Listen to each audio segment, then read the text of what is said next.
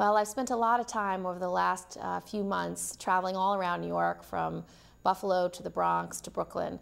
And one concern that so many families have is, how do we reduce gun violence? I've met with parents who have lost their children to gun violence. I've met with students who have lost classmates. And what is clear is that we have a problem with illegal guns coming into our community. When I've talked to some police officers, and I've talked to Ray Kelly, our police commissioner of New York City, they've told me that 85% of the guns that are in New York State come from other states, and about 90% of them are illegal.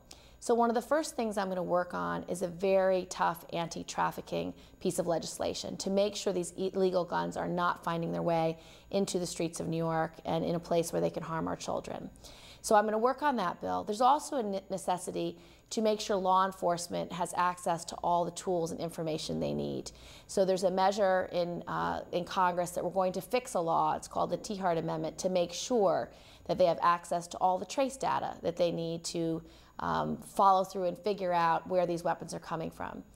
And third, we really need to close the gun show loophole in other states, because so many states right now have very lax gun laws, unlike New York State, which has much stronger laws. So in order to fight crime and in order to keep guns out of the hands of criminals, we really have to make sure that these guns don't find their way into New York.